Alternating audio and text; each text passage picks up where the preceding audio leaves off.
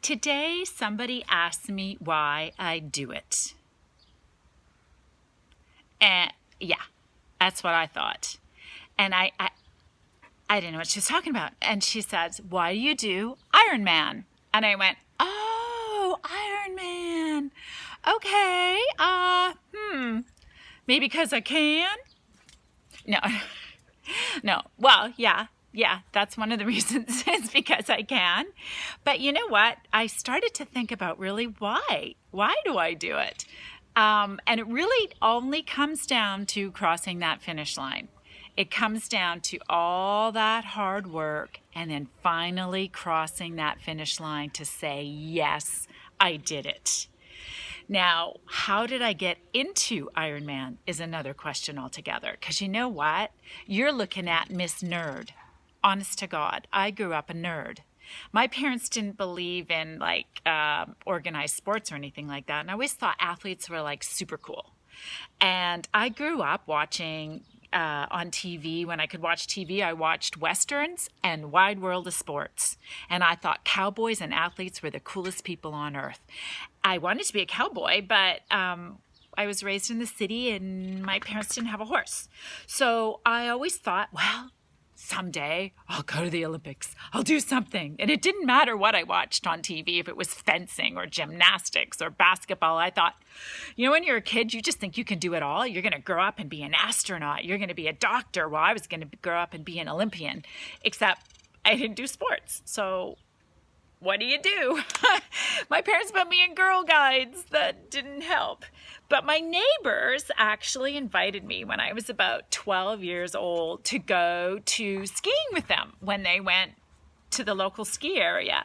And my parents said, yeah, go. It'll keep her out of trouble. Let her go. So little did they realize that it was going to be something that I did for years after, and then took off and went and studied coaching and became a ski coach as well. So I really did find my inner athlete. I thought I was going to be, my dogs, you should see them right now, deciding to play right under my feet. Do you want to see them? There they are. The distractions of the world. So Lily, stop. She's dragging Vinny by the neck. Welcome to my world. It's a jungle out here, literally and figuratively. So I did the ski racing and was always sort of active, but I was still an inner nerd, honest to God. Like when I saw people doing marathons, I thought they were gods. I just thought, who can do a marathon? One guy on my ski team did a marathon, and I thought, oh, this guy's amazing. And I never thought in the world I would ever be able to do one, believe me. And so I did try to stay active for as much as I could. I did a lot of aerobics. I taught step. I did all these things. But I was still kind of a nerdy, fluffy girl. I was a bit fluffy because my first husband, who was 6'3", liked to eat, and he could because he was 6'3", and I ate right along with him. So I was probably 15, 20 pounds heavier than I am now. And so if you guys are talking about weight loss and stuff like that, I have been there and done that probably 100 times over. Lost 20 pounds, put on 20 pounds, lost 20 pounds. Been there, done that. Been on every diet you can imagine.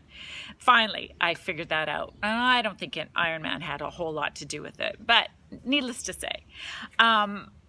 What happened? How did I get into Ironman? Well, I ended up, after the kids were born, going to a gym and working out on a treadmill.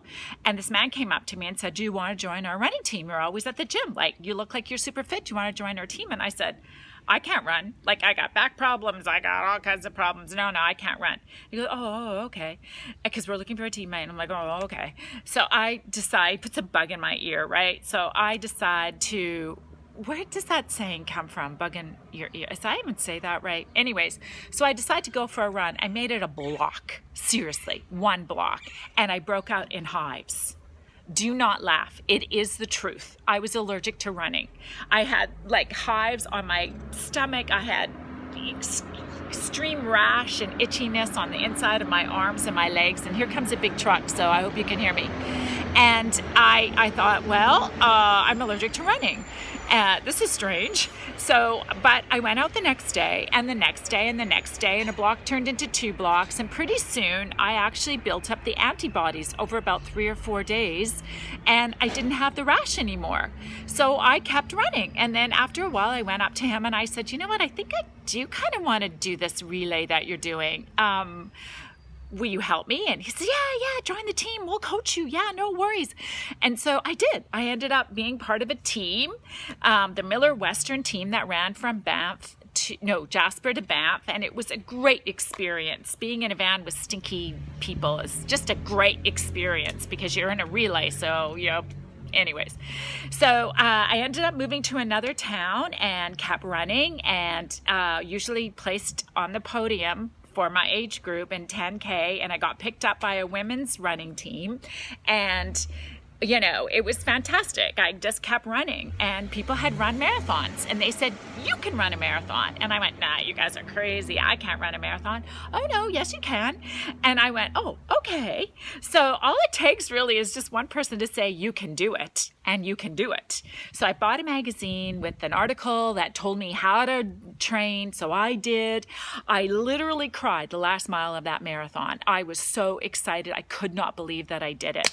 So I kept running, and as time went on, I got another job, stopped running, stopped doing triathlons. I ended up doing triathlons just to cross-train and ended up being pretty good at them. And ladies, guys, I did not know how to ride a bike. I did not know how to change gears. I put my shoes in clip-on. I thought I'd never be able to do clip-on shoes. Sure enough, I fell over, but it only takes one time. You fall over and then you learn.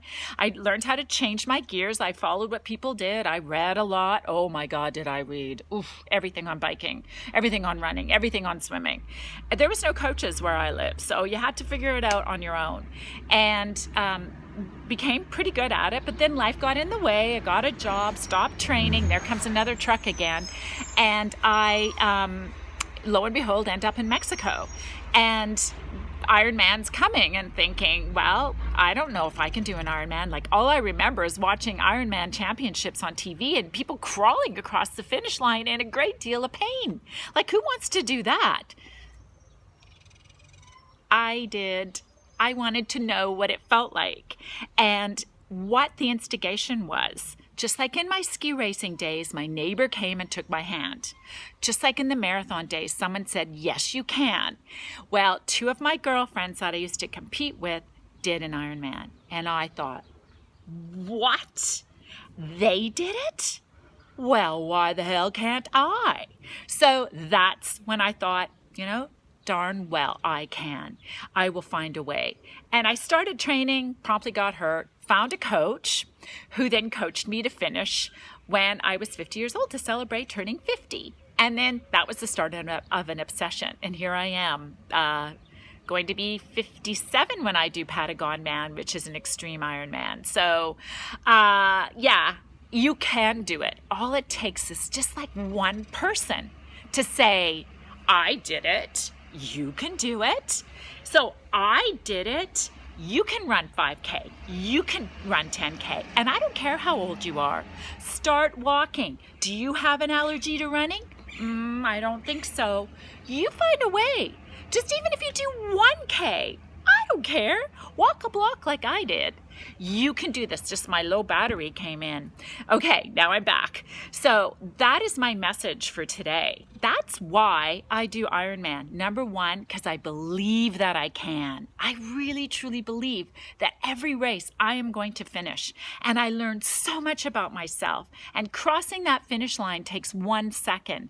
The journey getting there is where you grow. That's where you learn about yourself. That's what makes you an Ironman. I love you guys. Have a wonderful day.